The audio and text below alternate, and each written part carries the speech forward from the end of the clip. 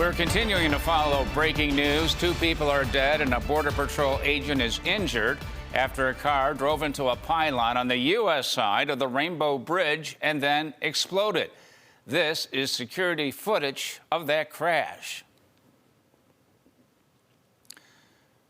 Governor Kathy Hochul just spoke and says this was not a terrorist attack. We do have team coverage for you with this developing situation. Our Marley Tuskus is live at the scene, the Rainbow Bridge, and has more on what the governor said.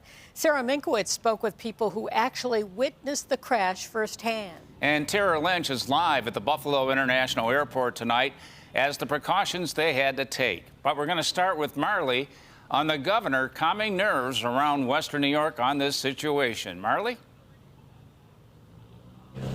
Don and Jackie, as you can see, the scene leading all the way up to the Rainbow Bridge is still very active. Law enforcement blocking off much of Niagara Street, at least a mile leading up to that bridge following this morning's incident. As you noted, we did just hear from Governor Kathy Hochul, who says the investigation into this incident will take some time and that the bridge will stay closed for the time being.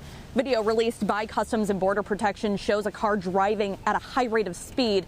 Officials say it came crashing down after hitting a barrier and going airborne, where it exploded, going up in flames. 2 people who were inside the car were killed. A CBP officer was taken to the hospital for minor injuries, but has since been treated and released. Hochul would not go into details of motive or the 2 people's backgrounds, but said multiple times throughout her briefing there is no threat of a terrorist attack. I want to be very, very clear to Americans and New Yorkers. At this time, there is no indication of a terrorist attack. Let me repeat that. At this time, there is no indication of a terrorist-involved attack here at the Rainbow Bridge in Western New York. We have identified that this is a local individual, a Western New Yorker. 2 individuals died in the vehicle. The Border Patrol individual working in the booth was injured. The booth literally protected that individual. They went to the hospital with minor injuries and have been released. Now, again, Hochul would not get into details on the background of the 2 people killed or where they were going or coming from, though we did see several CBP officers canvassing the area surrounding the casino this afternoon, just a few hours after the incident. We also heard from Hochul, who noted how today is the busiest travel day of the year. She says that although the Rainbow Bridge does remain closed, every other bridge getting to or leaving Canada has since reopened. We'll, of course, continue to follow this and bring you the latest on air and online. But for now, reporting live in Niagara Falls, Marley Tuskus, News 4. Thank you, Marley. Our reporters have been on the scene for hours, and they spoke with eyewitnesses who saw this crash firsthand. Sarah Minkowitz is live tonight at the Rainbow Bridge and has more from those who saw it happen. Sarah? Don and Jackie, we talked to 2 people who saw this crash happen here today. They are both shocked by what they saw and say that they feel lucky to be okay. They say this all happened within a matter of seconds. Now, one of those witnesses says he was walking down Main Street in the Falls with his wife when he saw the car speed by. He says it was going so fast he couldn't even tell who was driving, how many...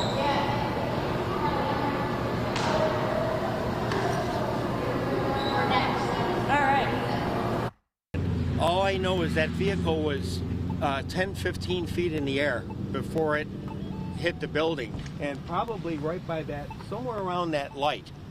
It's just hard to believe. I've never seen anything like this. It was just incredible. The fire was so high up in the air. My only concern was I hope nobody else got hurt, because if anybody was in that way, I don't think they would have survived. Now, neither witness we talked to was hurt, but they do say they were shaken up by this and, again, can't believe what they saw. Now, the crash did close the Rainbow Bridge here. Now, I did speak to a Canadian couple who had planned to cross over the bridge today. They were driving from Massachusetts and tell me that they just feel grateful that they got here when they did and not sooner when this happened. For now, reporting live in Niagara Falls, Sarah Minkowitz, News 4.